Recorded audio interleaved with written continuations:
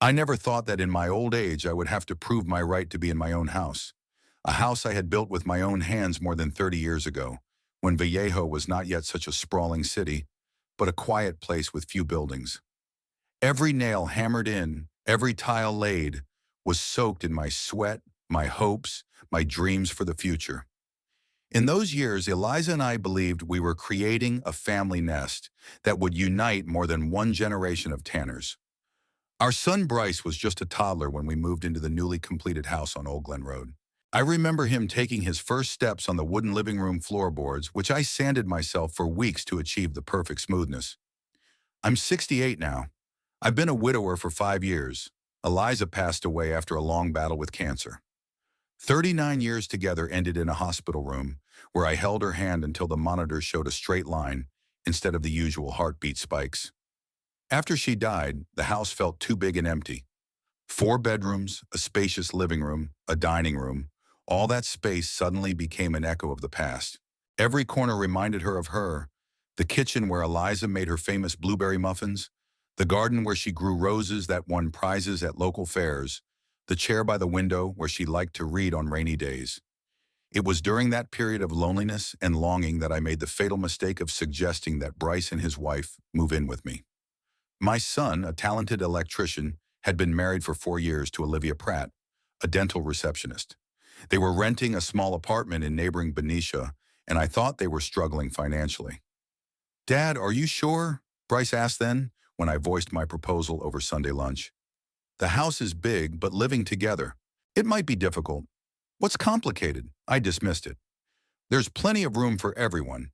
You'll have the whole second floor to yourselves. You'll be able to save for your own house, and I won't be so lonely." Olivia smiled across from me, but I saw her glance back at Bryce. At that moment, I ignored the intuition that told me this wasn't a good idea. The longing for companionship, the fear of loneliness, all drowned out the voice of reason. A month later, they moved in. Things went relatively smoothly for the first few weeks. Bryce helped me with porch repairs. Olivia occasionally cooked dinner for everyone. We even had board game nights, like when Bryce was a teenager, and Eliza and I taught him strategic thinking through games of Monopoly and Risk. But gradually, the idyll began to crumble. The first cracks appeared over little things, those very minor household habits that turn into irritants when people live under the same roof. "Gilbert, would you mind not turning the TV up so loud?" Olivia asked one morning on her way down to the kitchen. "We can hear every word upstairs." "I'm sorry," I said, turning down the sound of the morning news. "I'm getting old and my hearing isn't what it used to be." She nodded, but something in her gaze told me that this was just the beginning. And indeed, my list of infractions grew every day. There was my taking too long in the bathroom, or leaving an unwashed cup in the sink, or talking too loudly on the phone. And then there were my gardening habits. For many years, I continued Eliza's tradition of tending the rose garden. It became a kind of therapy for me, a way to stay connected to my departed wife. Every morning, regardless of the weather, I spent at least an hour in the garden. "Dad, do you really have to mow the lawn at 7 o'clock on a Saturday morning?" Bryce asked one day, looking out his bedroom window. Olivia and I wanted to sleep in. "All my life I've been gardening in the morning, son," I replied. "Num, the sun's not so hot at that time." "But you're not the only one living here now," he said with a note of irritation in his voice that I'd never heard before. It was then that I first realized the bitter truth. The house was no longer mine. Although I was still technically its owner, my rules were no longer the law. Moreover, I increasingly felt like a guest, an unwelcome guest, within my own walls. Since retiring 3 years ago, my daily routine had irritated Olivia even more. 35 years as a tax preparer had taught me the value of order and routine. I got up at 6 in the morning, had breakfast at 7 sharp, lunch at noon, and dinner at 6 in the evening. I watched the news at 8 and went to bed at 10. "Gilbert, do you have to rattle the dishes every morning at 7 sharp?" Olivia asked one day, appearing in the kitchen with circles under her eyes. "I'm working late, and I'd like to get some sleep." "You could just close the bedroom door," I suggested, pouring myself a cup of coffee. "That wouldn't solve the problem," she cut me off. "Maybe you should consider eating out. There's a great senior center where—" "I'm not going to eat rubber food among half cadavers just because you're annoyed by the sound of my cutlery," I interrupted her, feeling my blood boil. This is my house, and I'm going to eat breakfast in my kitchen. Bryce, who had heard our altercation from the stairs, interjected, Dad, please don't say that. Olivia was just offering an option. An option to get rid of me, I mumbled, heading out into the garden. Bryce had always been on my side before. We'd been especially close as kids. I'd taught him how to fish, how to fix a car, how to work with electricity. It was thanks to my lessons that he eventually chose to become an electrician. We could spend hours discussing complex circuits, new tools, interesting projects. But after I married Olivia, something changed. Slightly at first, then more and more. Our conversations became shorter, our meetings less frequent. And when they moved in with me, paradoxically, we became even farther apart. I understood the reason. Olivia. She wasn't the kind of woman who easily accepted other people's rules. Powerful by nature, with ambitions far beyond her current position, she saw me as an obstacle, a hindrance to their family happiness, their plans, their future. In her eyes, I was not a father to her husband, but a burden, an aging, stubborn man taking up too much space. She never said it outright, but I read it in every look she gave me, every sigh, every eye roll when I shared memories over dinner. Dad, you already told this story last Sunday, Bryce reminded me gently as I started to remember the trips Eliza and I had taken.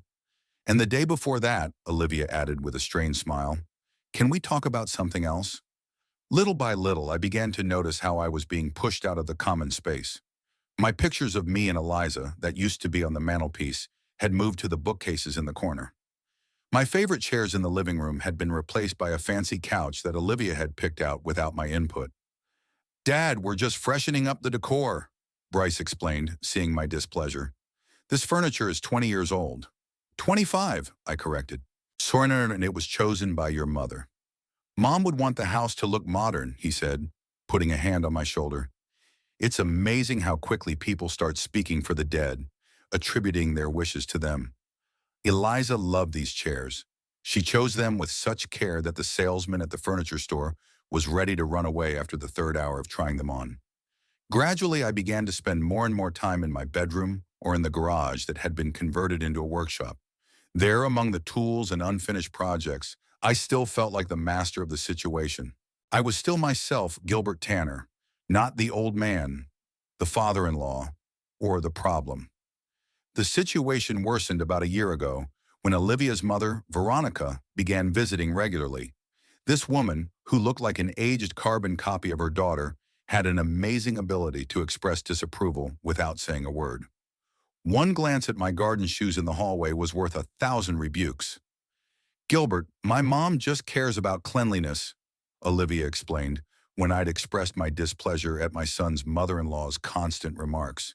She's allergic to dust. She's allergic to me, I countered, and she acts like this is her house. She's a guest, Olivia reminded me. And we're supposed to make it comfortable for guests. I wouldn't mind a comfortable environment either, I muttered as I left. Veronica had suggested the idea that had been the beginning of the end. On one of her visits, sitting at the dining room table, my custom-made oak table, she remarked casually, You know, Gilbert, a lot of people your age prefer to live in retirement communities. There's medical care, socializing, hobby classes.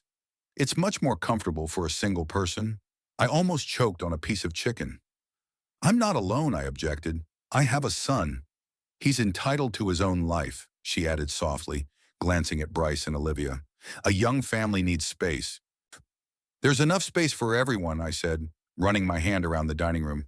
It's a big house. It's not just about square footage, Veronica sighed. It's about privacy, about being able to live your own life without certain restrictions. I shifted my gaze to my son. He was studying the contents of his plate with such interest as if it were an encrypted treasure map. Olivia looked at her mother gratefully. That night I thought for the first time that I might have made a mistake inviting them to stay with me. But where could I have gone? This house was my whole life. Every corner held memories. This was where Bryce took his first steps. This was where Eliza first showed me a positive pregnancy test. And this was where we celebrated our 30th anniversary. I couldn't just give it all up. And legally, I owned the house, although after Eliza died, I signed over half of it to Bryce, a goodwill gesture, an acknowledgement that someday it would all be his.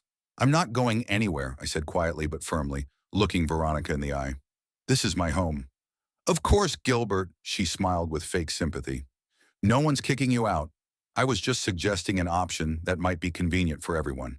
Convenient for everyone. The phrase haunted me for days afterward. Convenient for who? For Olivia, who could finally hang her minimalist paintings instead of my family photos? For Bryce, who will no longer feel guilty seeing his wife and father conflicted? Or for me, who, at 68, has to start a new life among similarly old men playing bingo and discussing their sores? Number. I built this house with my own hands. I'd lived in it most of my life. And I wasn't going to leave just because a young woman with ambition thought I was interfering with her plans, but I didn't know how far she'd go to get rid of me. And I certainly didn't realize that one day I would take a desperate step that would change the lives of all of us. As is often the case in life, small problems have a way of escalating to catastrophic proportions. I've never been one for drama, but what has been happening in my home over the past few months has been nothing short of a war of attrition. It all started with a change in our routine together. We'd had dinner together at least once in a while, but now that family tradition was completely gone. Olivia was staying late at work, and Bryce was eating dinner in the bedroom in front of the TV more and more often. At first, I tried to keep up the semblance of family life, cooking for everyone, calling to the table, but after a few weeks of talking to empty chairs, I gave up. Dad, you have to understand, Olivia and I have our own schedules, Bryce explained one day when I tried to figure out why we couldn't have dinner together anymore. We're adults. I'm an adult too, I replied, and I thought family was about people spending time together, not avoiding each other. No one is avoiding you, my son sighed. It's just that we have a lot on our plate. Olivia wants a promotion, and I'm taking extra orders. For what? I asked. You live here for free. I don't charge you for utilities or food. Bryce looked at me with an expression I'd only seen on Olivia's face before, a mixture of annoyance and condescension. We're saving for our own house, Dad. We can't live with you forever. The phrase hurt more than he'd realized. Of course, I knew that sooner or later they would want to live apart.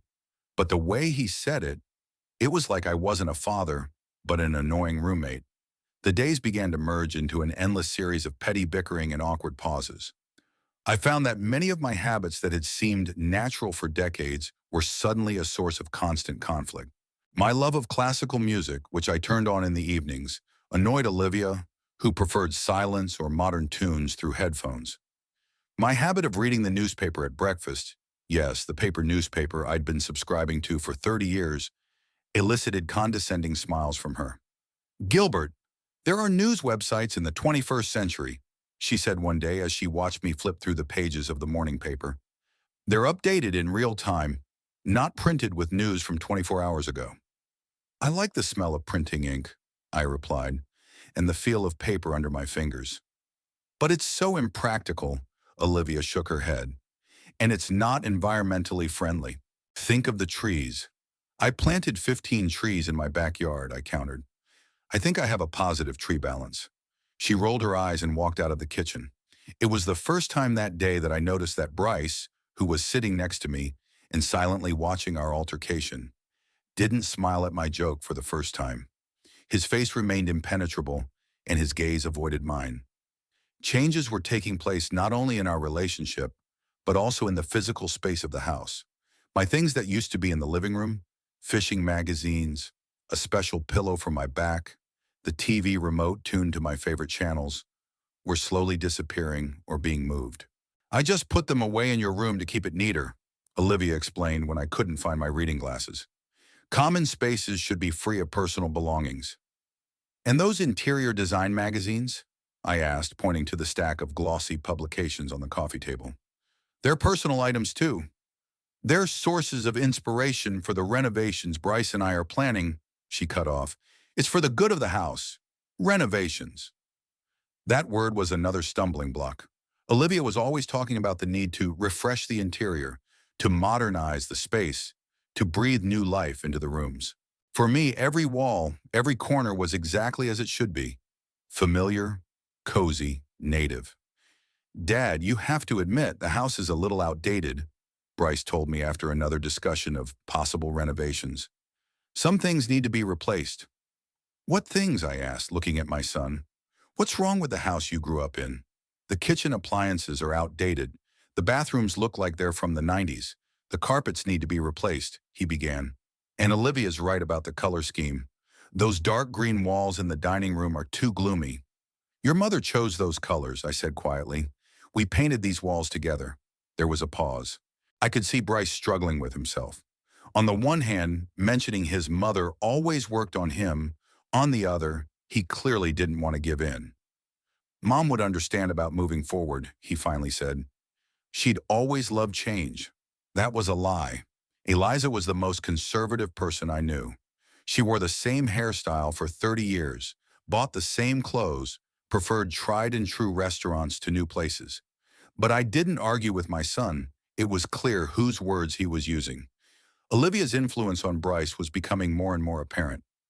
My son, whom I knew to be a straightforward, honest guy, began to avoid direct conversation. He began using streamlined phrases, evasive answers, diplomatic language, all the things that had always characterized his wife. Bryce, can we talk straight? I asked him one day when we were alone together. What's going on? What do you mean, Dad? He seemed genuinely surprised. About what's going on in this house. About how you've changed. About how you and Olivia are trying to force me out of my own house. No one's trying to force you out, he sighed. It's just, we need to compromise. What kind of compromises did I get? I asked bluntly. I gave you the whole second floor. I let you change the furniture your mother picked out. I put up with constant comments about my habits. What did I get in return? Bryce looked away, avoiding my gaze. Companionship, he said finally. You said yourself you were lonely. Loneliness among people is worse than being alone, I answered. At least when I was alone, I could watch TV at a normal volume.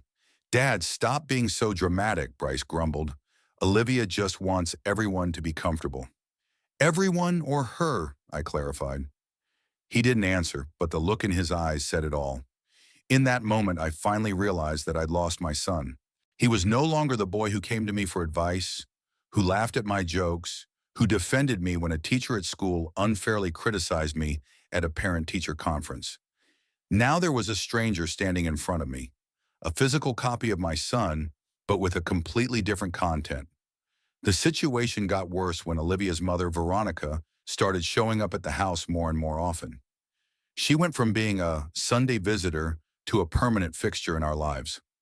First she stayed for dinner, then overnight, and soon she was spending entire weekends with us. Veronica was the kind of woman who always knew what was best. She had an opinion on everything from politics to the proper storage temperature for cheese, and of course she had very clear ideas about what a decent home should look like. Gilbert, she said to me one day at breakfast when we happened to be in the kitchen together, I noticed that your curtains in the living room are a little outdated. I saw some beautiful samples at the new store on Sonoma. I like my curtains, I replied, spreading jam on my toast. They keep the heat in well in the winter. But they're so heavy and dark. Veronica shook her head. The current trends are light, airy. Olivia was showing me the changes she and Bryce were planning. It's going to be a real makeover. A transformation of what? I asked, feeling a wave of anger rising inside me. The house I'd built? Or me? An old man who doesn't fit in with your current trends? Veronica looked hurt, but not surprised, as if she'd expected such a reaction. Gilbert, no one's saying you don't fit in. It's just that young people need space to express themselves, to start a family. And do you think I'm in the way? I asked you bluntly. You're not in the way, she sighed. But you have to admit that the presence of a parent in a young couple's home creates certain restrictions. It was then that I first wondered if this was an allusion to Bryce and Olivia's intimate life. The thought was ridiculous. Their bedroom was on the second floor, at the opposite end of the house from my room. I physically couldn't hear what was going on in there, even if I wanted to. What kind of restrictions are you referring to exactly? I asked. Well, you know, Veronica made an indefinite gesture with her hand. Freedom, spontaneity, the ability to have parties with friends. I've never forbidden them to invite friends, I objected. In fact, I almost always go to my place when they have guests. Exactly, Veronica said, as if I'd confirmed her argument. Prerunt, you have to go to your place. Isn't that normal? Wouldn't it be better to have your own space where you don't have to hide from anyone? This house is my space, I said firmly, and I'm not hiding from anyone.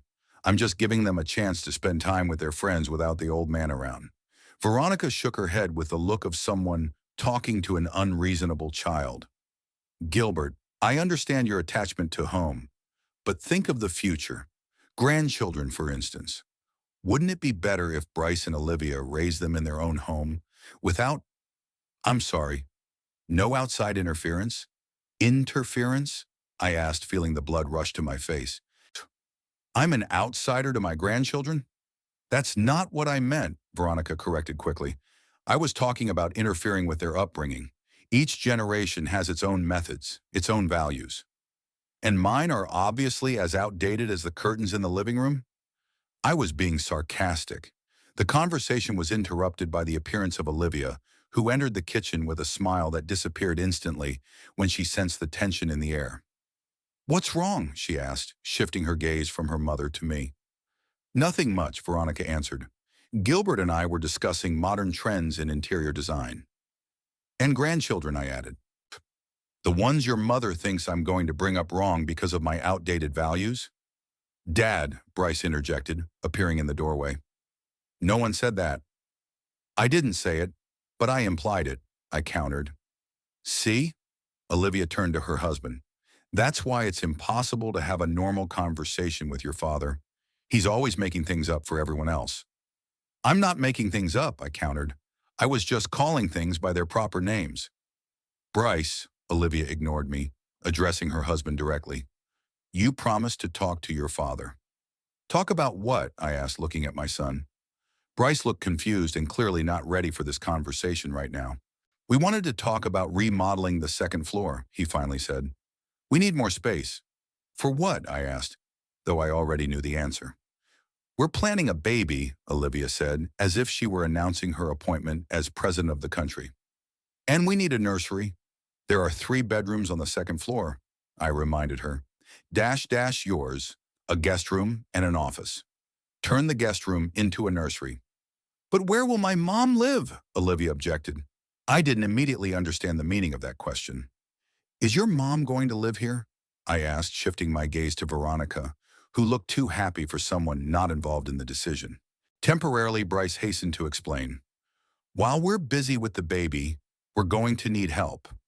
And you decided to do this without consulting me, I said. We wanted to plan it first, Olivia said, and then we'd present you with a solution. A solution, I repeated, feeling something inside me snap. In my house, without my involvement. Dad, Bryce stepped forward. Let's talk calmly. This is your house too. Really, question mark. I grinned bitterly. I was under the impression that I was like a piece of furniture, something to be tolerated until I could throw it away. Nobody's going to throw you out, Gilbert, Veronica interjected. We're just discussing the best option for everyone. For everyone or for you? I repeated the question I'd asked Bryce earlier.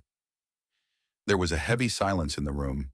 I could see Bryce avoiding my gaze, Olivia exchanging significant glances with her mother, Veronica trying to maintain a benevolent expression that didn't reach her eyes. You know what? I finally say, getting up from the table. Plan whatever you want. Decide without me. After all, what does some old man's opinion matter? Dad, Bryce started, but I held up my hand to stop him. Don't, son. I get it. Life doesn't stand still. Things change. But don't pretend to ask my opinion when all you really want is for me to agree with the decision you've already made. I walked out of the kitchen, feeling their gazes on me. For the first time in a while, I thought seriously about actually leaving, finding a small apartment where there wouldn't be this constant tension, this need to justify my existence, this feeling of being an extra in my own home. But where to go at 68? To start anew, giving up everything that was dear to me? From a house that had been home for most of my life, where every corner reminded me of Eliza, of our life together, of the happy days when Bryce was a child. In the days that followed, the situation only got worse. I felt an invisible but impenetrable wall forming around me. Bryce, Olivia, and Veronica often spoke in low voices, silencing themselves when I entered the room. They would hold family councils in the kitchen when they thought I was asleep or busy in the garage. One day I overheard Olivia and her mother talking as I walked past the open living room window. "Mom, I don't know how much more I can take," Olivia said. "He's watching my every move, criticizing everything I do." "Patience, darling," Veronica replied. "Sooner or later, he'll realize that it's better for everyone if he moves out." "But he's so stubborn." Olivia sounded annoyed. "Bryce says he can't push his father, that he's too attached to the house. But we can't live like this forever." "You can't," Veronica agreed. "But there are other options." "What are they?" Olivia asked with sudden interest. "The house is really big," Veronica said. "Maybe we should think about converting the basement or the garage into a separate apartment for Gilbert, with its own entrance, kitchen, bathroom." "That would cost a lot of money," Olivia countered. "And besides, he'd still be here on the property." "But not in the house itself," Veronica emphasized. "Think about it, darling. Sometimes compromise is the best solution." I stepped quietly away from the window, feeling a cold rage growing inside. They were discussing my fate as if I were an unintelligent child or a senile old man who couldn't decide for himself. They planned to evict me to the basement or garage, the house I had built with my own hands, which I had paid for with my years of labor. At that moment, I made the decision not to give up without a fight. It was my home. Every brick, every beam, every bit of ground around it. And if they were so eager to get rid of me, they were going to have to try a lot harder. I had no idea how far this conflict would go. And I certainly didn't realize that I would soon have to face the open hostility of the woman my son had chosen as his life partner. A woman who was willing to do anything to get what she thought was rightfully hers. My home, my life, my space. Some days begin normally with no sign of change to come. That was the case that Saturday morning. I woke up at 6 as usual, made coffee, and went out on the back porch to admire the garden. The fog had not yet cleared, giving the rose bushes that Eliza had once planted an almost mystical look. At times like this, I could almost feel her presence close by. The day promised to be warm, typically September in Vallejo, when the heat of summer gradually recedes, but still offers genuinely balmy days. I planned to spend time in the garden. A few roses needed pruning, and the lawn on the south side of the property had long been asking for attention. By 8 o'clock, I had finished breakfast and changed into my work clothes. The house was quiet. Bryce and Olivia usually slept until 9 or 10 on Saturdays, and Veronica, who'd been a guest for the second week, rarely left her room before noon. I went out into the garden, looking forward to a few hours of peaceful solitude. Working with plants always calmed me. It was a kind of meditative process, a way to organize my thoughts and take my mind off my troubles. The golden celebration rose, Eliza's favorite variety, needed special attention. I noticed the first signs of powdery mildew on it and decided to treat the bush with a homemade solution of baking soda and vegetable oil, an old recipe my wife had taught me. The work went on as usual, and I did not notice how it was lunchtime. When the rose garden was done, I started the lawnmower. The old machine, which had served me for more than 15 years, started on the third try with a distinctive roar. I knew the noise would wake the household, but it was 11 o'clock, a reasonable time to start mowing. I was about a third of the way across the lawn when I noticed Olivia standing on the back porch. Even from a distance, I could tell she was in a bad mood, arms crossed over her chest, shoulders tense, lips pressed into a thin line. I turned off the mower's engine and took off my earbuds. "Good morning," I said, trying to be polite, even though I could tell by the look on her face it was going to be anything but. "Really?" she said instead of greeting me. "A lawnmower on a Saturday morning?" "It's almost noon," I said, glancing at my wristwatch. "I'm honest. Besides, it's supposed to be hot today, so I'd better get it over with now." "My mom was trying to sleep," Olivia said in that tone one used when talking to a delinquent child. "She's had a rough week, and you're making a—" She circled the lawn.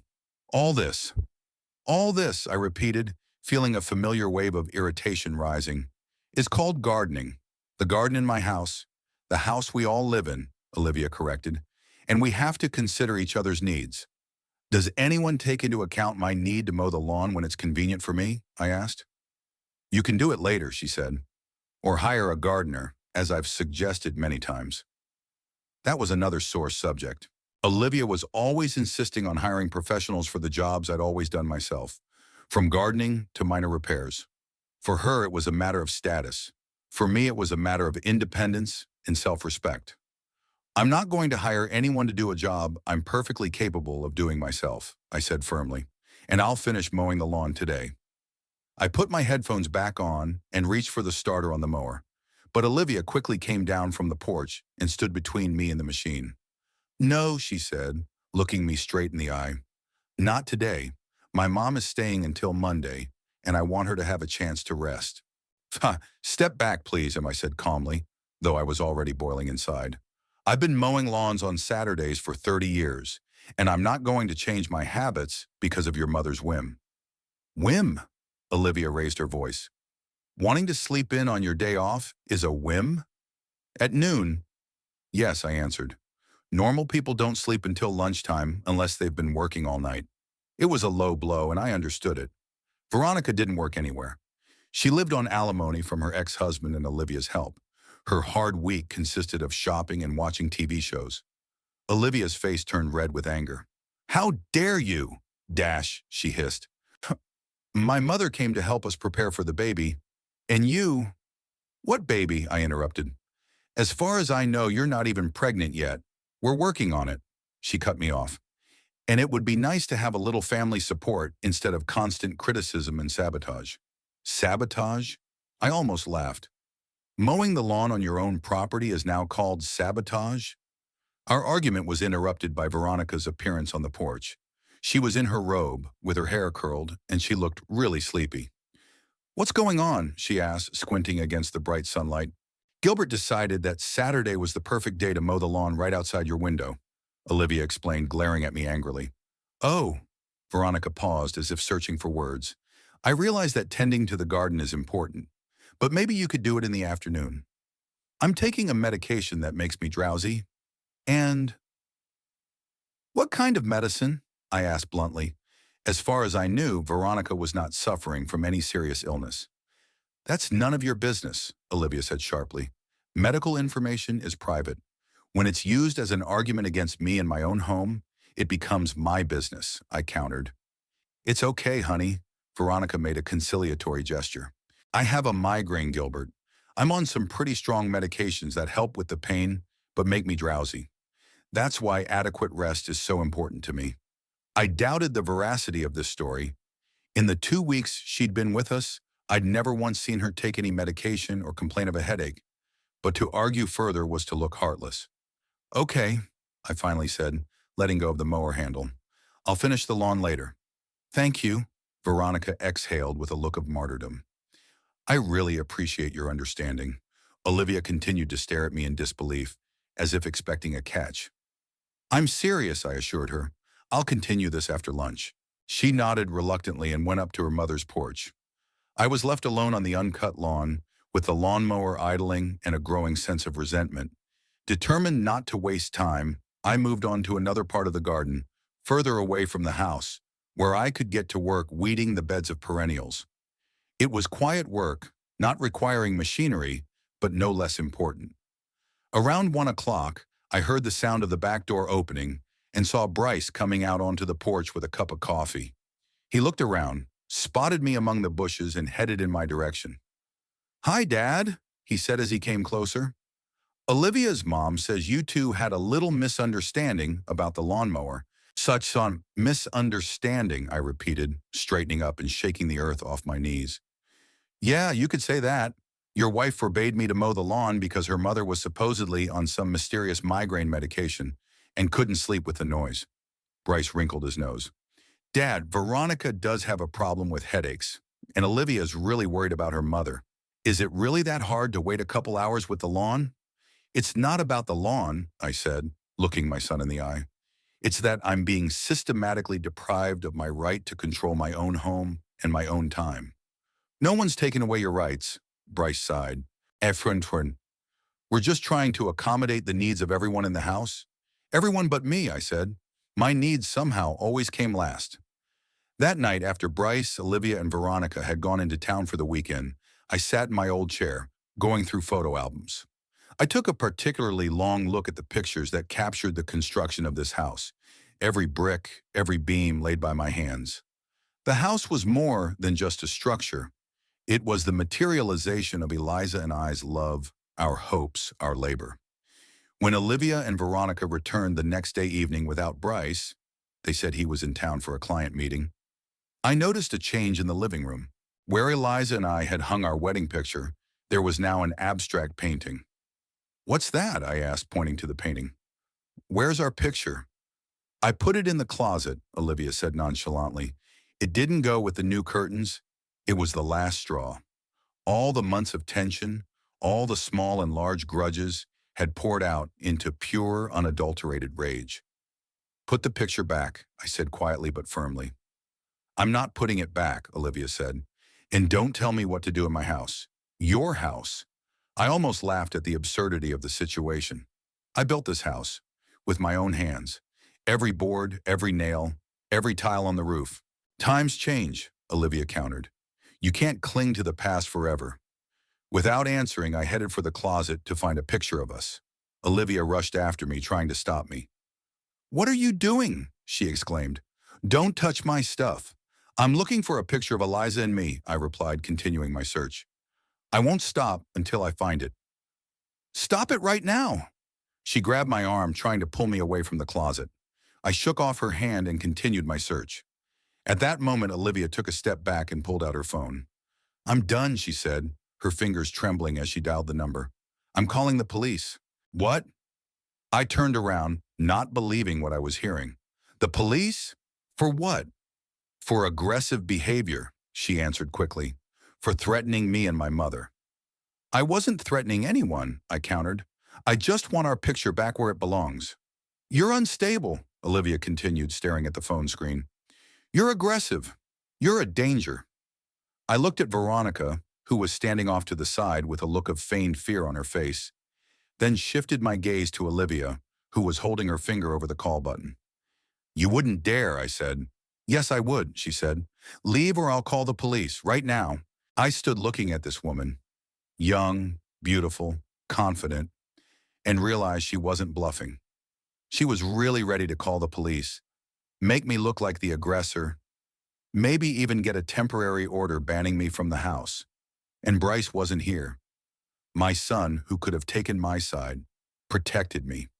But would he protect me? Or would he choose to trust his wife, as he'd done so many times before? "Okay," I finally said, stepping away from the closet. "I'm leaving. But don't think this is the end." "Oh, it's over," Olivia replied confidently. "The end of your control over this house and our lives. Bryce agrees with me. You need help, Gilbert. Professional help." I silently turned and walked out of the living room, feeling my face burn with humiliation and anger. In my room, I sat on my bed, trying to calm down and get my thoughts in order. Threatening to call the police was the last straw. This was no longer a conflict over different tastes or habits. It was open warfare over my house. And I was losing. Or was I? Suddenly, I remembered a conversation I'd had with my son after Eliza's death, when we discussed the inheritance. In a burst of paternal generosity, I'd offered to sign over half the house to Bryce as a guarantee that he wouldn't have to pay a huge inheritance tax when I was gone. We drew up the papers, but there was one detail that only I knew about. The papers contained a clause about my lifetime right to use the house, standard legal wording suggested by my friend Edwin, who worked as a real estate lawyer. At the time, it had seemed like a mere formality. I didn't think I would ever have to assert my right to live in my own home. Now this formality could be my salvation. I decided to call Edwin. Despite the late hour, the situation was urgent. When Edwin answered, I briefly outlined the situation, trying to keep my voice low so Olivia and Veronica wouldn't hear. "Edwin, I need your help. Do you remember the deed to the house we signed 5 years ago? There was a lifetime use clause." "Of course I remember, Gilbert. What happened?" "It's a long story, but the point is, they're trying to get me out of my own house. And I want to know if I can undo that transfer? Get the house all to myself?" There was a pause on the phone. Then Edwin spoke slowly.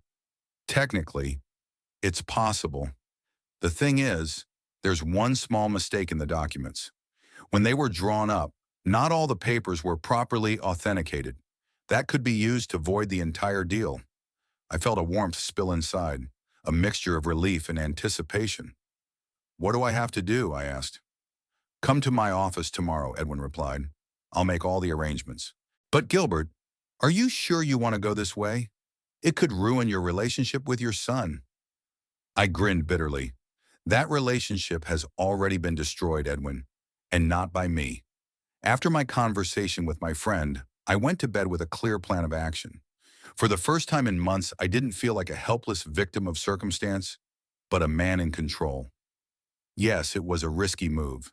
Yes, Bryce probably wouldn't forgive me for it. But what choice did I have?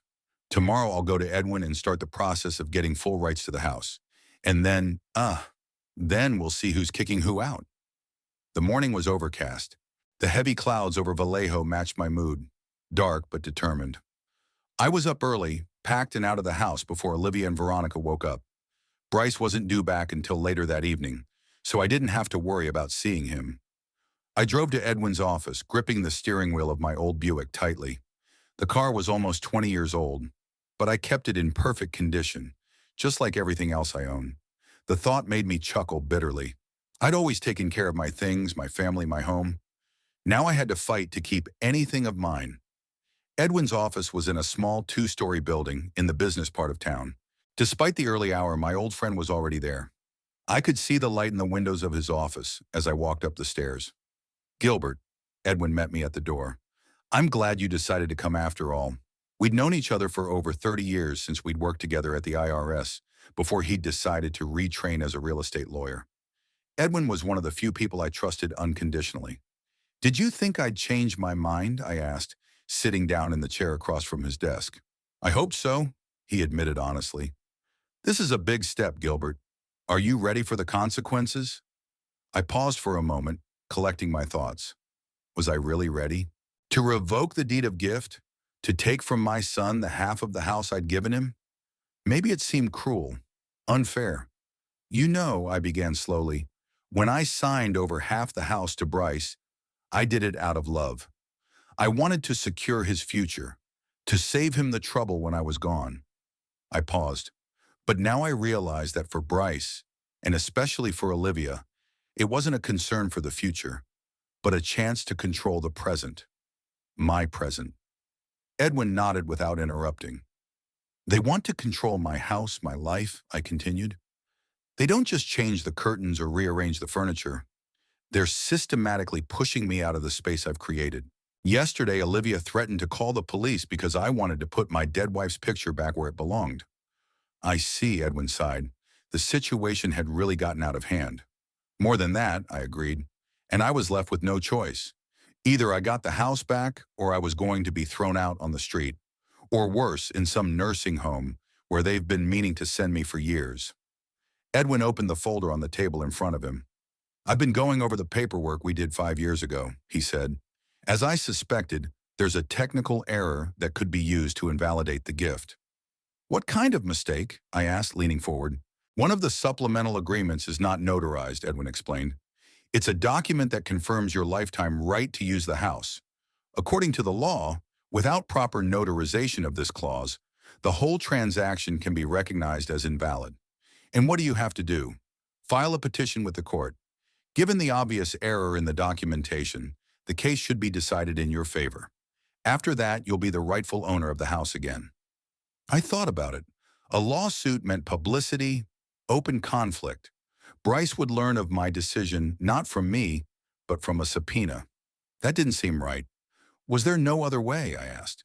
A more peaceful? Edwin adjusted his glasses, looking at me with understanding. There is an alternative. We can draw up documents for the voluntary return of the property, but that would require Bryce's consent, which he won't give, I finished for him, especially if Olivia finds out. Probably, Edwin agreed. Maybe I should talk to my son first, though. Explain the situation. Find a compromise. I shook my head.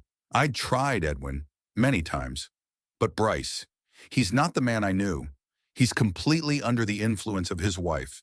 Any argument I make will be misrepresented to her, and she'll find a way to turn it against me. Then there is only the judicial route left, Edwin concluded. I can have the necessary documents ready by tomorrow, but you must be absolutely sure of your decision. I looked at the photograph on Edwin's desk, a picture of him with his wife and 3 grown children, a happy family supporting each other. Something I had once had. I'm sure, I said firmly. Get the paperwork ready. The next 3 days passed in a languid wait. I applied through Edwin, trying to act like I was at home. Bryce did return that evening, but to my surprise, he didn't mention the conflict with Olivia. Either she hadn't said anything to him, or they'd decided to opt for the ignore tactic of pretending nothing had happened. I'd remained silent too, immersed in my own thoughts and plans. Now that the process was underway, I was thinking a lot about the future. What would I do with the house when I got it back? Continue living together with my son and daughter-in-law? Knowing what had happened? It seemed impossible. The relationship was hopelessly damaged. The idea of selling the house didn't come immediately. At first I thought about just restoring justice, returning what was rightfully mine. But gradually I began to realize that even if I won the legal battle, living under the same roof as Bryce and Olivia would be unbearable after that. Selling the house seemed like a drastic step, but at the same time, it seemed like the cleanest solution. I'd get enough money to start a new life somewhere else, and Bryce and Olivia would have to find a new place to live. Maybe this would be a lesson to them. On the 4th day, I got a call from Edwin. Gilbert, we have a favorable decision, he said without preamble. The court has declared the deed of gift null and void because of procedural irregularities. The house was all yours again. I felt a strange warmth inside me. Not triumph, not joy, but relief. It was as if the heavy weight that had been weighing on my shoulders all these months had finally been lifted. Thank you, Edwin, I said, for everything. You're a true friend. You're welcome, he said. But Gilbert, now you have to do the hardest thing of all. Tell your son. I know, I sighed, but there's something I have to do first. After talking to Edwin, I immediately contacted the realtor, Lana Perkins, an energetic middle-aged woman with whom we had once worked together at the IRS. She was surprised by my decision, but didn't ask too many questions. The house is in great condition, in a good neighborhood, with a large lot, she said appraisingly as she inspected my property the next day. I think we can put it on the market at a very attractive price. I need a quick sale, Lana, I said. I'm willing to give up a little on the price for the sake of speed. She looked at me carefully. Gilbert, we've known each other for years. I stay out of your business, but is everything all right with you? I smiled weakly. I'll be fine when this house passes to its new owners. Lana nodded, not needing any further explanation. I'll get right on it. I suggest we don't have open houses, but work directly with potential buyers. It'll be quicker and delicate.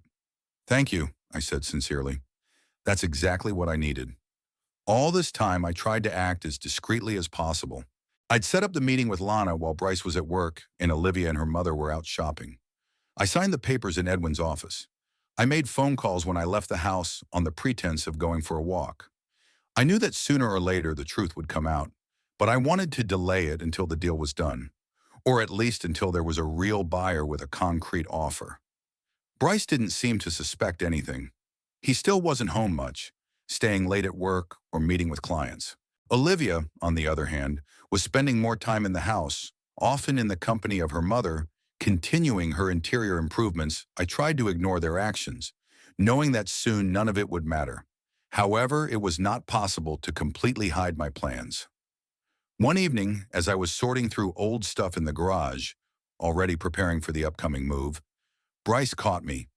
"What are you doing, Dad?" he asked, looking in amazement at the boxes I was putting tools and memorabilia in. "I'm organizing," I answered, trying to sound casual. "I'd been putting it off for years." Bryce looked at me suspiciously. "It looked like you were about to move." I froze for a moment, then continued packing up the old set of screwdrivers. "All in good time, son. Sooner or later, we all have to move on." "What's that supposed to mean?" There's anxiety in his voice. "Dad, are you up to something?" "Nothing much," I smiled, trying to look carefree. "I just realized that some things needed to be let go." Bryce didn't look convinced, but he didn't insist. He stood for a moment longer. watching me work. Then, after muttering something about unfinished business, walked away. I breathed out a sigh of relief, but I realized that the count was now days. Bryce wasn't stupid. He must have suspected something was wrong. I needed to speed things up. Luckily, Lana didn't let me down.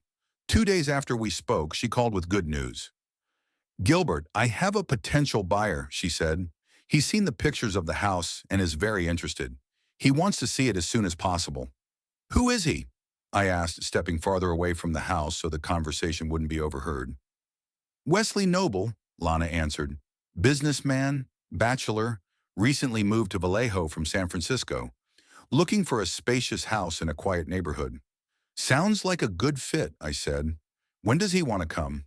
"Tomorrow, if you don't mind. About 3 o'clock in the afternoon." I mentally went over the household's plans for tomorrow. Bryce was supposed to be at work, and Olivia mentioned meeting some friends at the beauty parlor. "Tomorrow at 3 would be perfect," I confirmed. "Great." Lana sounded enthusiastic. "This buyer is very promising, Gilbert.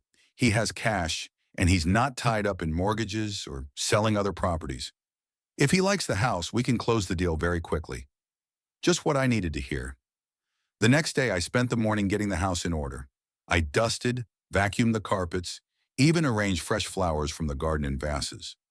Although I had decided to sell the house out of resentment and disappointment, I was still proud of it and wanted to present it in the best light. At exactly 3 o'clock, Lana's car pulled up, followed by an impressive black Lexus. Out of it came a man of about 45, tall, trim, in an expensive but restrained suit. It was Wesley Noble. "Mr. Tanner," he extended his hand to shake mine. "It's nice to meet you. Your house looks impressive, even from the outside." "Thank you," I replied, noting his firm handshake. "I put a lot of work into it. You can feel it." Noble nodded. "It's rare to find such thorough work these days." We spent the next hour looking around the house and grounds. Wesley asked intelligent, specific questions about construction, materials, and engineering systems. It was obvious that he knows real estate and appreciates quality. "I built this house myself," I said proudly as we walked out into the garden. "I planned every detail with longevity and comfort in mind." "You can see that," Noble nodded respectfully. "It's a rare quality in the modern world to build for the ages, not for a quick sale." We returned to the living room, where Lana invited us to sit down to discuss the details. "Mr. Noble," she began, "as I mentioned earlier, Mr. Tanner's interested in a quick sale. Of course, that doesn't mean he's willing to make a significant price reduction, but—" "I understand," Wesley interrupted, "and I appreciate the candor." He turned to me. "Mr. Tanner, your house is exactly what I was looking for. It's built with love and attention to detail. I'm willing to pay the asking price without bargaining, but I do have one condition." "What is it?" I asked, surprised by his directness. "I want a quick deal. I want it fast. And I want to move in as soon as the paperwork is done." I glanced over at Lana. This was even better than I'd hoped. "How fast?" I asked. 3 days, Noble answered. "I can wire the money tomorrow if we hit the ground running today. My lawyers will expedite the paperwork. In 3 days, the house will be officially mine." 3 days. So soon. I wasn't sure I was ready psychologically, but it was the perfect offer from a practical standpoint. "There is one detail," I said after a pause. "My son and his wife are living in the house now. They don't know about the sale yet." Noble's eyebrows rose slightly, but he maintained a nonchalant expression. "I know it's a delicate situation, Mr. Tanner, but it's important for me to move in as soon as the deal is finalized. Do you have a plan for the current tenants?" I had a plan. Not the kindest, not the fairest, but the only one possible under the circumstances. "Yes," I said firmly. By the time the deal was finalized, everything would be settled. Noble looked at me carefully, then nodded.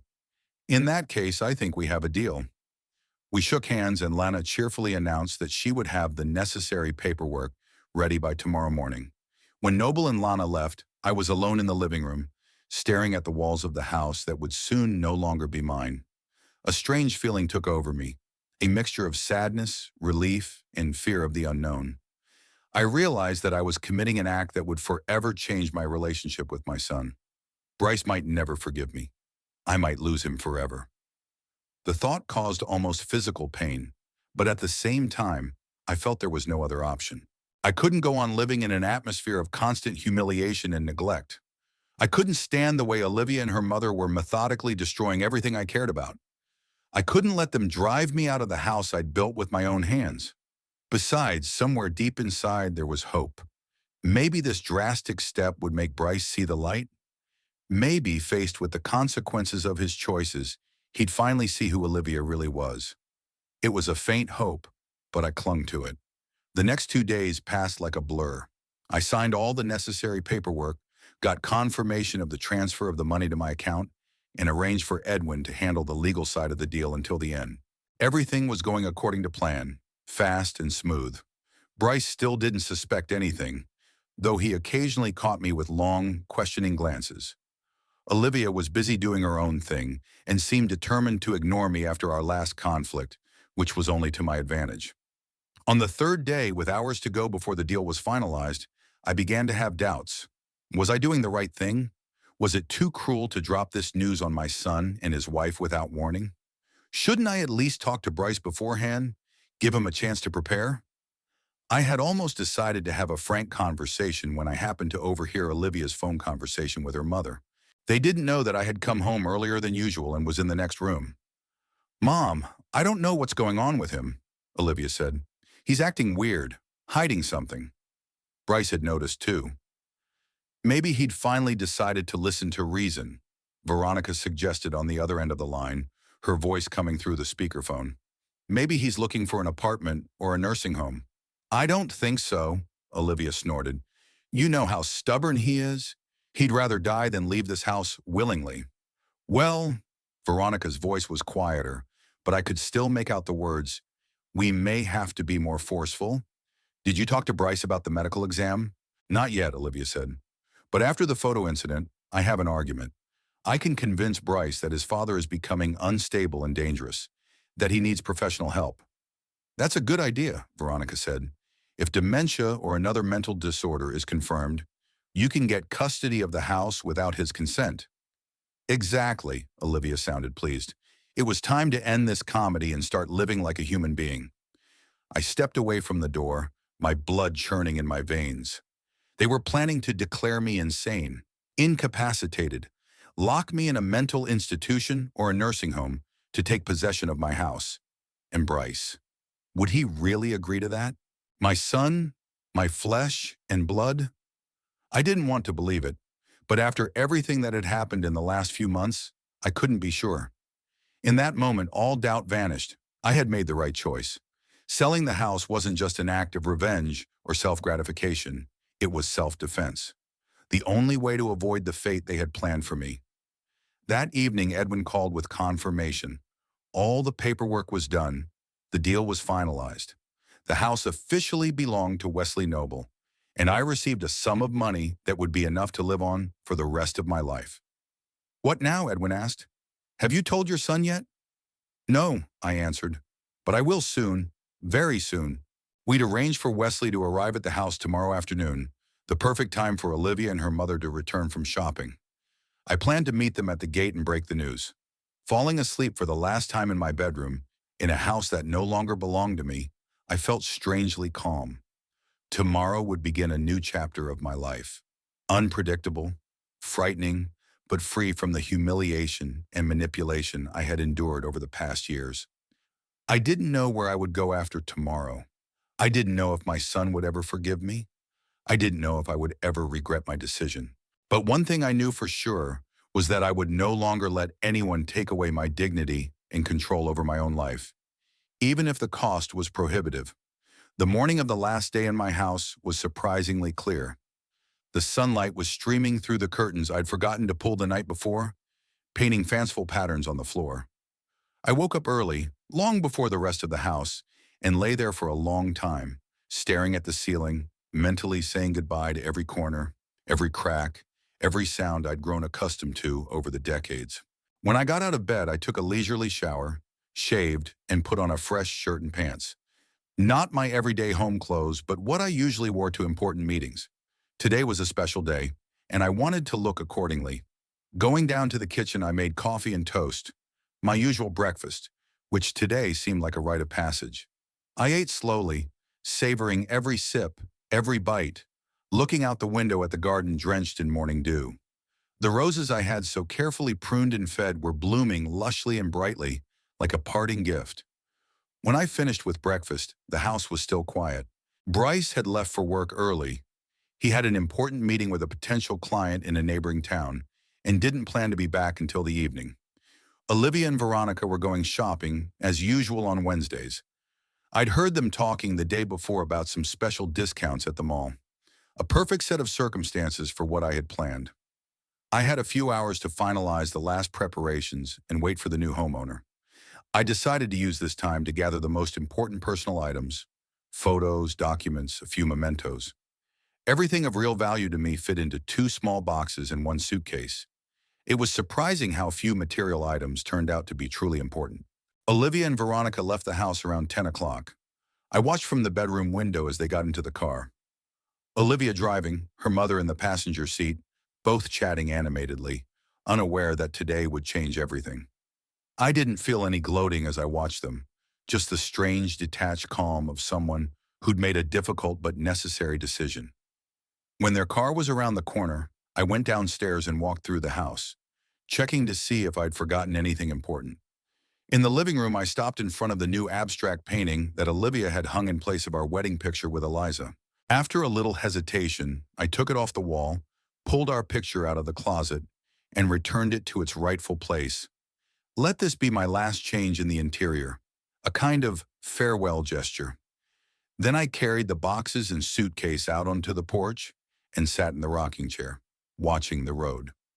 Wesley Noble was to arrive at 1 o'clock to get the keys and inspect his now new acquisition.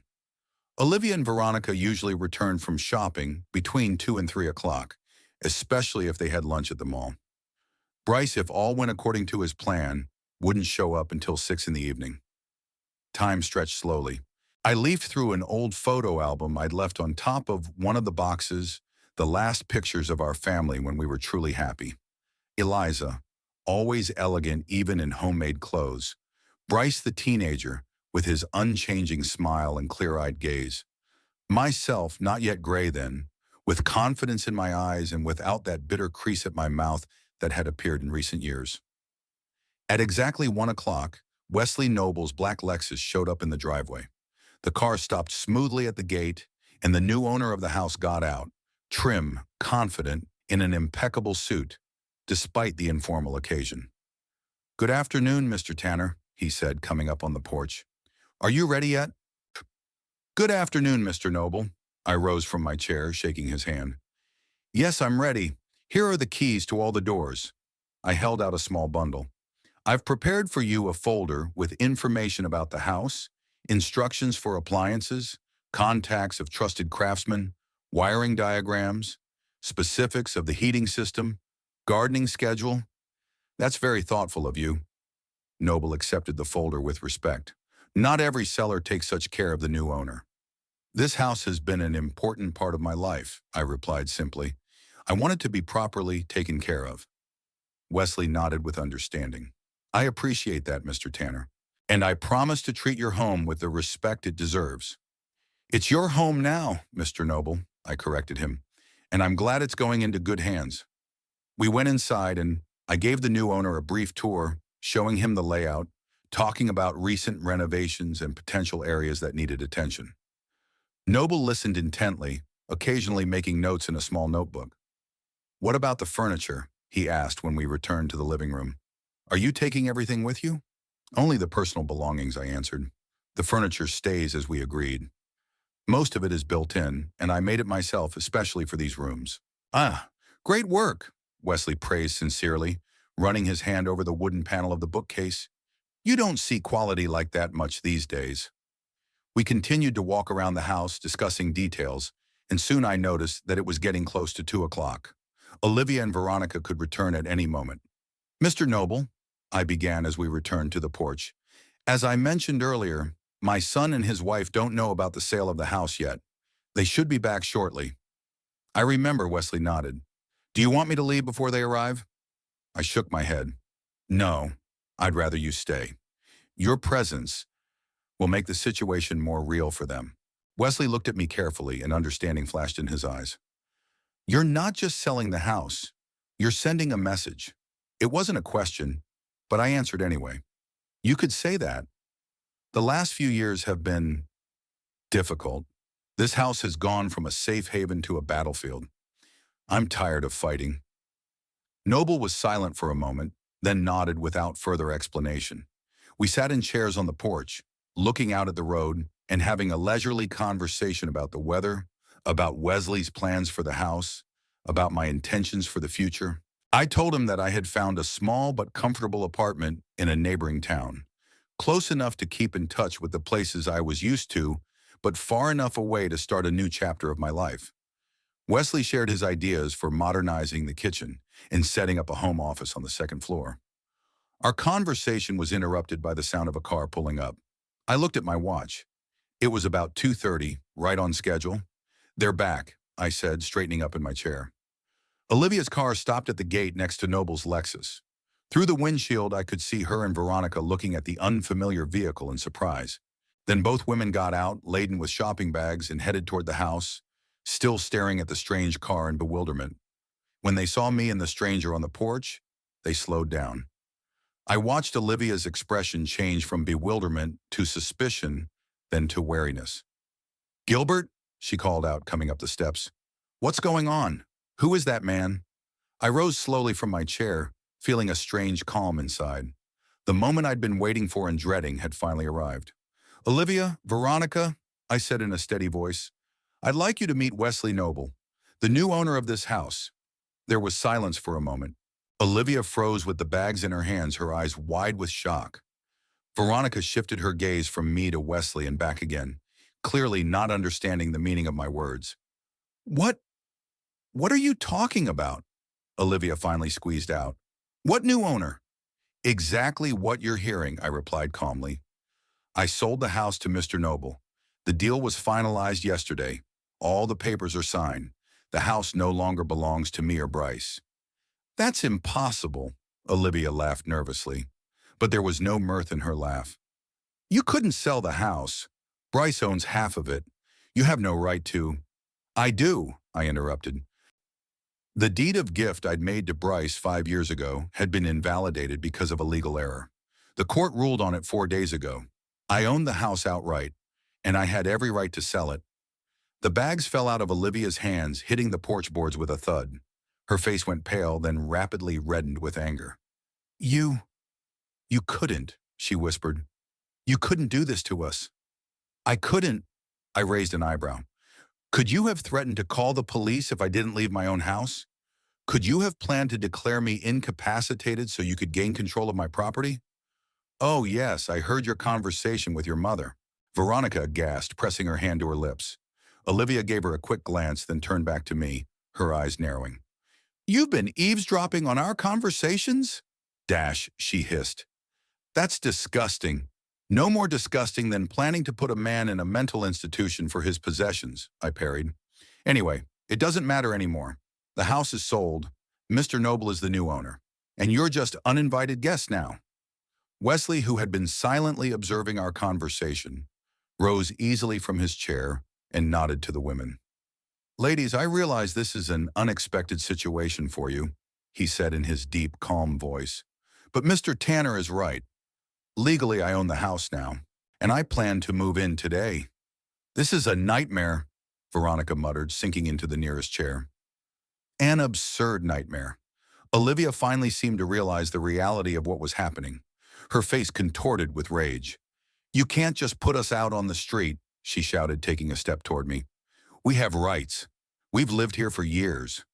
Bryce is going to be furious when he finds out what you did."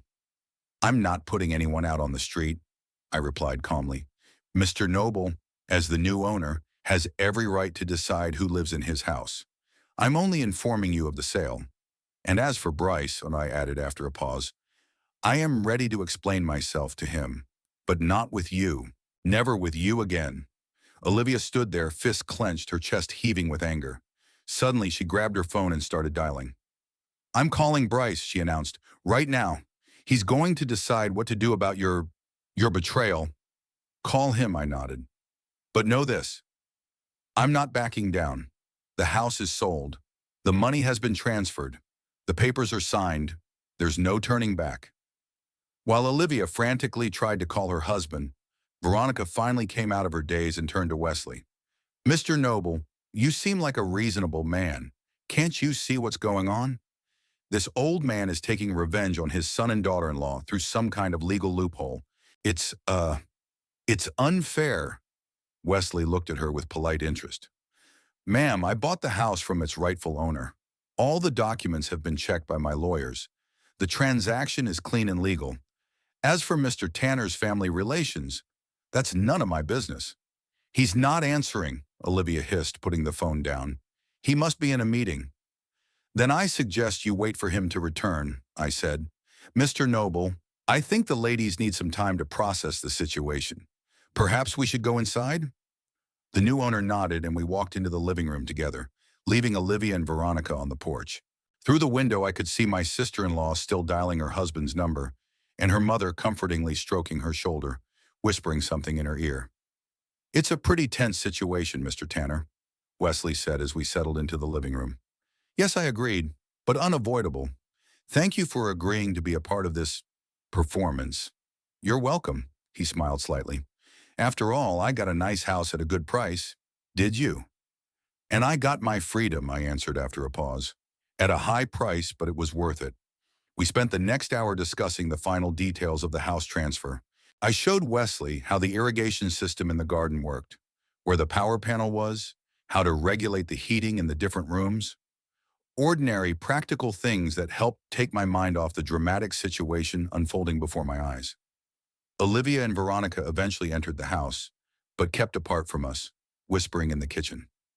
I could hear scraps of their conversation. Olivia was still trying to get Bryce on the phone, and Veronica was frantically discussing some legal options that might help challenge the deal. The front door slammed and we all turned around.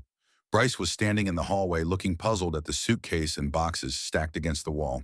What's going on? He asked, entering the living room and stopping at the sight of Wesley. Dad? Who's that man? Bryce! Olivia rushed to her husband, grabbing his arms. Your father's gone crazy. He sold the house. He sold it without your consent to some stranger. My son froze, his eyes flicked from my wife to me, then to Wesley, then back to me. What? He breathed out. Dad, is it true? I straightened, looking my son straight in the eye. Yes, Bryce. I sold the house to Mr. Noble. He's the rightful owner now. But how? How could you? Bryce sounded genuinely puzzled. I own half the house. You rewrote it yourself. The deed of gift was invalidated, I said quietly, trying to keep my voice steady. There was a legal error in it. The court ruled 4 days ago. And you didn't even tell me? There was resentment in his tone now. No warning? Did you warn me when your wife threatened to call the police if I didn't leave my own house? I answered a question with a question. Did you warn me when you and she planned to evict me to the garage or the basement? Or when she decided to declare me incompetent to gain control of the house? Bryce looked shocked. What are you talking about? Olivia never... She lied to you, son, I said softly. Or you're lying to yourself. Either way, the decision has been made and carried out. The house is sold. Mr. Noble moves in today. What about us? There's a note of panic in Bryce's voice. Where are we supposed to go? That's not my question, I shrugged. Maybe Mr. Noble will let you stay for a few days while you look for a new place to live. It's his decision. Wesley, who had been watching the family drama in silence all this time, finally intervened. I realize this is a difficult situation. I can give you a week to find a new place to live, but no more than that. I have my own plans for this house. A week? Olivia exclaimed.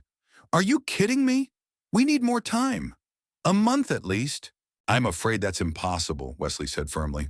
A week is my final offer. Bryce looked utterly crushed.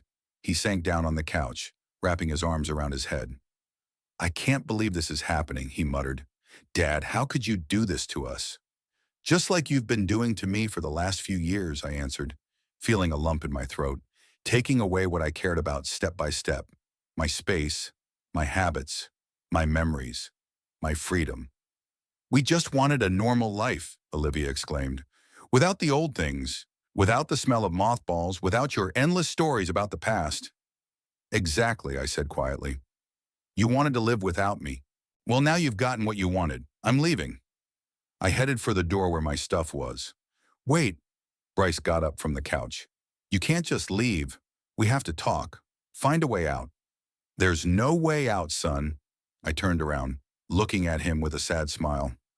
At least not the way out you're hoping for. The house is sold. The money has been transferred.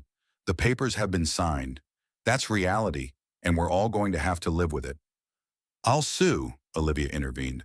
I'll prove that you're mentally unstable, that you didn't know what you were doing. Try, I said calmly. My friend Edwin is one of the best lawyers in the state. He will represent my interests. And by the way, I pulled a small tape recorder out of my pocket. I have a recording of your conversation with your mother, where you discuss how to declare me incompetent to take control of the house. Olivia's face went pale. You wouldn't dare use that. I wouldn't dare, I grinned bitterly. And you wouldn't dare pursue me through the courts. Think of it as a mutual deterrent. I turned to Wesley. Mr. Noble, thank you for your patience. The house is all yours now. I hope it brings you more happiness than it has brought me in recent years. The new owner nodded. I'm sure it will, Mr. Tanner. Good luck in your new place. I picked up my suitcase and one of the boxes. Bryce took the other, automatically stepping forward to help. Where are you going to go? He asked quietly as we stepped out onto the porch. I have an apartment in Benicia, I answered. It's small, but it's cozy. It'll be enough for me. We reached my car and I opened the trunk. Bryce set the box next to mine, then turned, looking at me with an expression I couldn't quite decipher. A mixture of anger, resentment, confusion, and maybe a glimmer of understanding. Do you really think you had no other choice? He asked. I tried every other option, I answered, closing the trunk. Tried talking to you, trying to compromise, trying to set boundaries. Nothing worked. There was no more room in this house for me, the real me, not the obedient puppet your wife wanted me to be. You could have told me it was that bad, Bryce's voice held genuine pain. I would have understood. You would have? I looked him in the eye. Would you have chosen me over her? He didn't answer, and that was enough. Goodbye, son. I got behind the wheel. I hope you learn a lesson from all this. And maybe someday we can have a real conversation without Olivia between us. I started the engine and slowly pulled out of the driveway. In the rearview mirror, I saw Bryce standing in the middle of the driveway, staring after my car. Olivia and Veronica were on the porch, both with looks of shock and outrage on their faces. And in the doorway of the house, not my house anymore, was Wesley Noble, the new owner, watching the final scene of this family drama. I pulled into the driveway without looking back.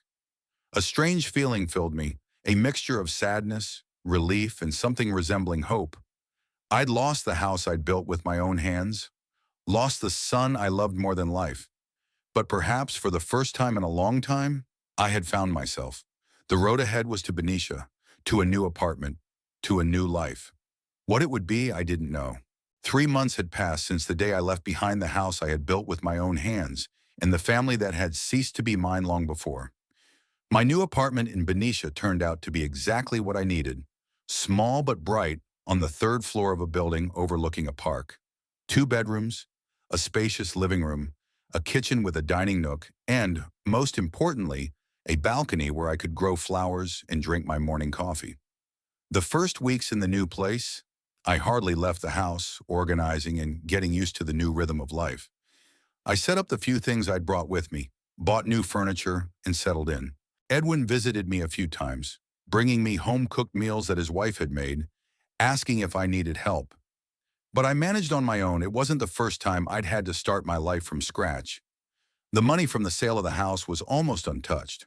I withdrew only a small amount for the first expenses: furniture, appliances, clothes. The rest I decided to keep as a safety cushion and perhaps an inheritance for Bryce, should our relationship ever recover. I thought about my son often, not about what he had become in recent years under Olivia's influence, but about the little smiling boy who looked at me with adoration, the teenager who shared his dreams, the young man who came over every Sunday for lunch, even when he moved into his own apartment.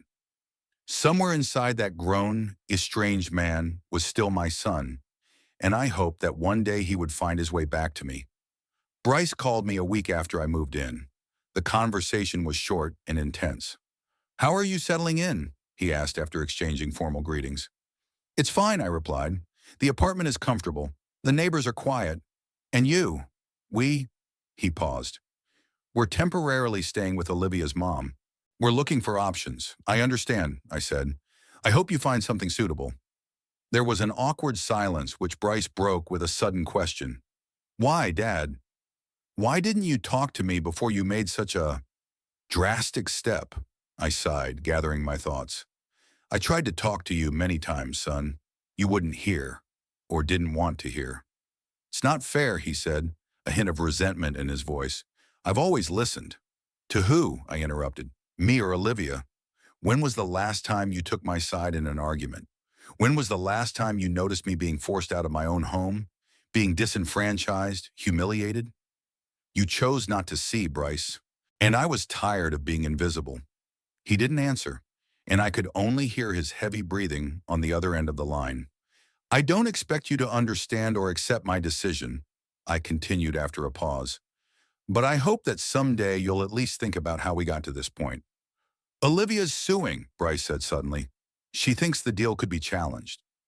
"I know," I replied calmly. "Edwin's already gotten the notice. But it's pointless, son. All the documents are in order. All the procedures have been followed. She'll only waste your money and your time." I tried to talk her out of it. He sounded tired. "But you know how stubborn she is." "Stubborn?" "I know," I agreed. "I know, and now you do too. Maybe that's the only positive outcome of this whole thing." The conversation ended shortly thereafter, leaving me with a bitter aftertaste. I didn't feel schadenfreude at Bryce and Olivia's predicament, but there was no regret either. They had made their choices long before I had made mine. As predicted, Olivia's lawsuit was dismissed a month later. Edwin called to tell me the news, though I never doubted the outcome. The judge was very clear, my friend told me. The deal was perfectly legal. There's no reason to cancel it. "What about Bryce?" I asked. "Was he present at the hearing?" "Yes," Edwin answered after a short pause. "He didn't look well. Exhausted, I'd say. Olivia made a scene after the decision was announced, yelling about injustice and corruption. Bryce tried to calm her down, but without much success." I shook my head, even though Edwin couldn't see it. "Hopefully this would be a lesson to him." "Maybe," there was doubt in my friend's voice. "But some people need a lot of lessons before they learn." After the trial, Bryce stopped calling. I only knew what was going on in his life from occasional conversations with mutual acquaintances. He and Olivia rented a small house on the outskirts of Vallejo, much more modest than the one they'd lived in before. Veronica had moved in with them, supposedly temporarily, but apparently she was sticking around. Bryce was working more and more, taking extra orders, coming home late. Classic picture of a man who avoids going back to a place where nothing good awaits him. I felt no joy at this news, but no pity either. Each of us reaps the rewards of our own choices. I chose freedom at the cost of losing my home and my relationship with my son. Bryce chose Olivia at the cost of a relationship with me and possibly his own happiness. A fair trade if you think about it. My own life was slowly getting better. At 68, it wasn't easy to start from scratch, but I had a financial cushion, my health, and most importantly, a clear understanding of what I wanted and didn't want in my life. I started going to a local community center that had meetings for seniors.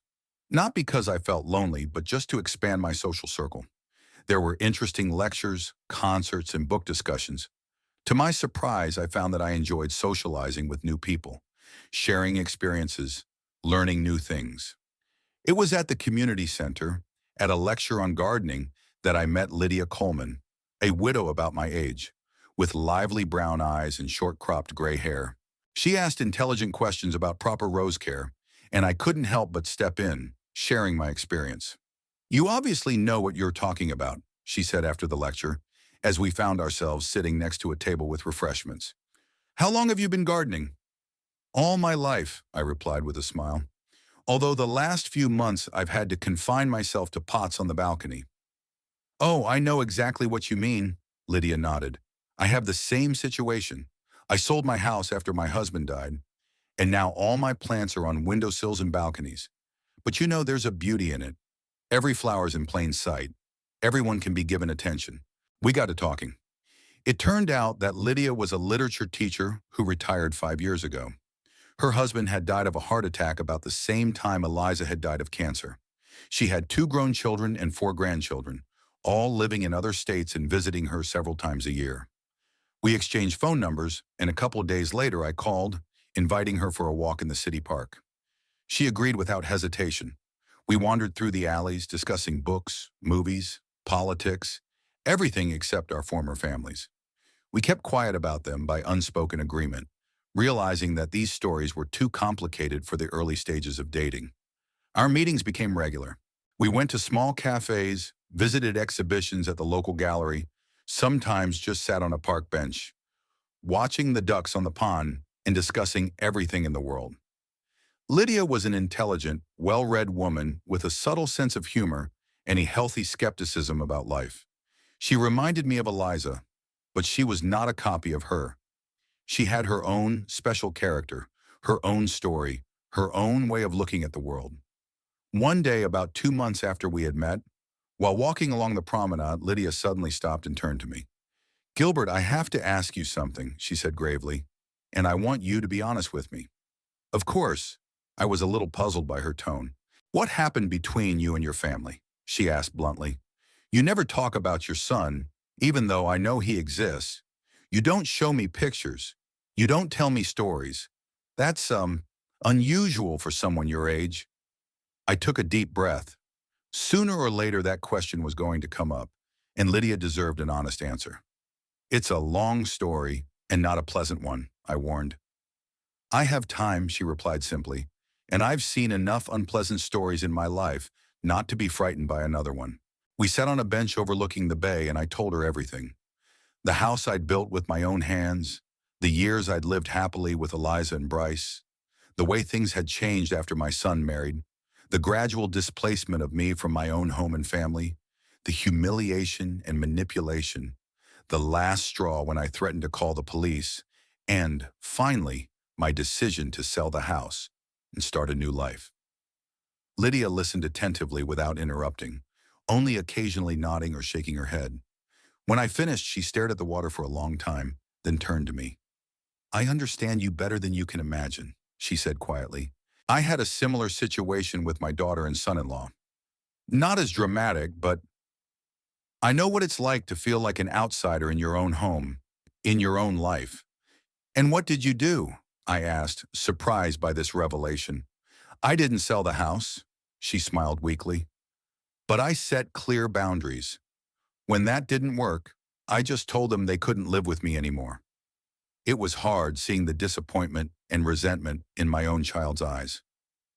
"But necessary. Are you in a relationship now?"